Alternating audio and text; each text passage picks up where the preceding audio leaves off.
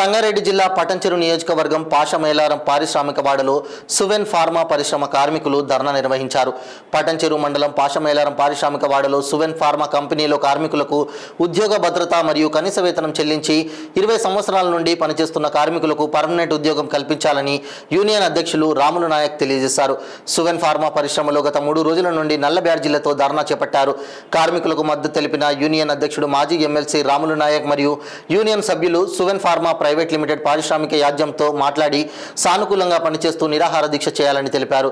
ఈ కార్యక్రమంలో కార్మిక కర్షక కాంగ్రెస్ యూనియన్ అధ్యక్షులు రాములు నాయక్, ప్రధాన కార్యదర్శి రాజు ముదిరాజ్, ట్రెజరీ సత్యనారాయణ రెడ్డి, అడ్వైజర్ ప్రవీణ్ రెడ్డి, వెంకటేశం, ఉపాధ్యక్షులు శ్రీనివాసరావు మరియు కార్మికులు పాల్గొన్నారు.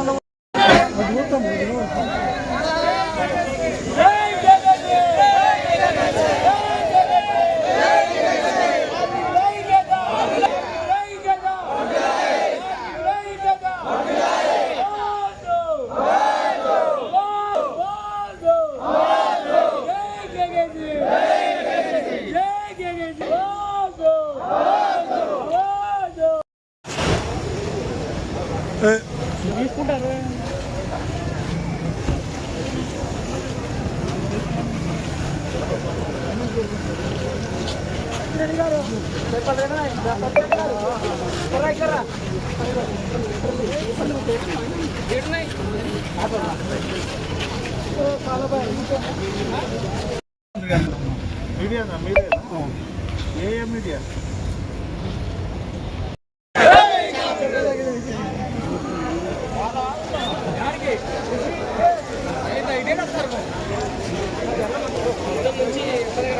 ధన్యవాదాలు. ఈరోజు మనం ఈ విధంగా అందరం సంఘటితంగా కూర్చోవడం వల్ల మేనేజ్మెంట్ చర్చలకు తెచ్చింది.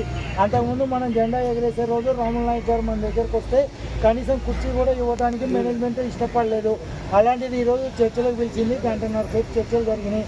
చర్చల్లో రాముల నాయక్ గారు చెప్పిన విషయం ఏంటంటే వీళ్ళందరినీ స్కిల్ వర్క్ చేసే వాళ్ళందరినీ పర్మనెంట్ చేయాలంటే ఆడు ఎడ్యుకేషన్ విషయం వచ్చింది అక్కడ. సరే అదంతా టీసీఎల్లో మాట్లాడి ఆయనతోటే ఆయన ఎవరు వస్తారు, ఎవరు అప్లికేబుల్ అవుతారు, ఎవరు గారు 20 సంవత్సరాల నుంచి ఒక్కొక్కరు పనిచేస్తున్నారు కాబట్టి వీళ్ళందరినీ పర్మనెంట్ కార్మికులుగా గుర్తించి సరైన వేతనం ఇవ్వాలి. మినిమం వేజ్ అనేది కాదు, మినిమం వేజ్ కొత్తగా వచ్చిన వాళ్ళకి ఉంటుంది, 20 సంవత్సరాలు చేసిన వాళ్ళకి మినిమం వేజ్ అనేది కాదు.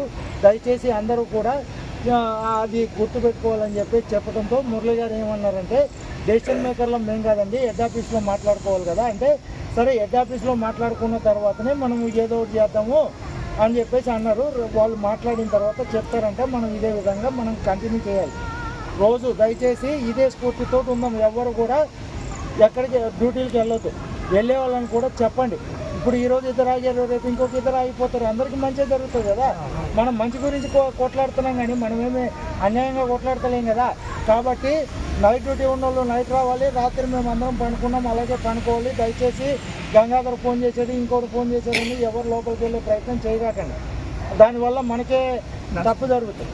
కాబట్టి అందరం ఇదే స్ఫూర్తితో ఉంటే బయట ఉన్న వాళ్ళని లోపలికి తీసుకుంటారు, మనందరినీ పర్మనెంట్ చేస్తారు, ఎంతో కొంత జీతాలు కూడా పెరుగుతాయి. మేము డిమాండ్స్ పర్మనెంట్ ఫస్ట్, తర్వాత బయట ఉన్న కార్మికులందరినీ లోపలికి తీసుకోవాలి, కాంట్రాక్టర్ని రద్దు చేయాలి. ఎందుకంటే కాంట్రాక్టర్లో మాకు సరైన జీతాలు ఇవ్వట్ల.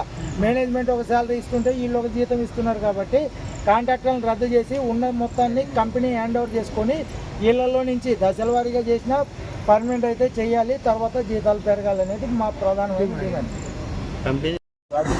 సమస్య పరిష్కారం గాంధీ మనం పోయి డ్యూటీ చేస్తామంటే కాదు.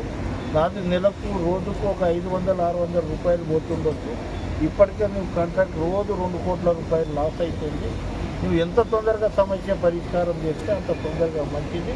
మేమేం గొంతమ్మ కోరికలు కోరుకుంటలేము, మీ లాభాలలో ఇంత వాటా ఇవ్వమని అంటలేము, మా జీతభత్యాలు మా పర్మనెంట్ ఉద్యోగం ఇవ్వమని అంటున్నామనేది చెప్పడం జరిగింది. మేనేజ్మెంట్ బిడ్డ నేను సానుకూలంగా వాళ్ళు స్పందించి ఇన్ని రోజులు మీ కాంట్రాక్ట్ కార్మికులు అనేటోళ్ళతోటి ఇవాళ మేనేజ్మెంటే వచ్చి సరైన మాట్లాడినందుకో ఈ 2 రోజులు మీరు చేసిన మనం సమ్మె చేయలేదు, వాళ్ళే గేట్ బంద్ చేసి మనం ఒక కన్సల్టేషన్ మీటింగ్ అడ్మిట్ అయిన తర్వాత ఒక డీసీఎల్ దగ్గర చర్చలు జరిగిన తర్వాత వీళ్ళు వస్తలేరని బ్లాక్ బ్యాచ్లు పెట్టడం తప్ప మేము ఈ స్ట్రైక్ పోలేదు, మీరే గేట్లు మూసేది, ఇది కరెక్ట్ అయిన పద్ధతి కాదు, కొత్త కాంట్రాక్టులు రావద్దు, రెచ్చగొట్టవద్దు అని చెప్పడం జరిగింది.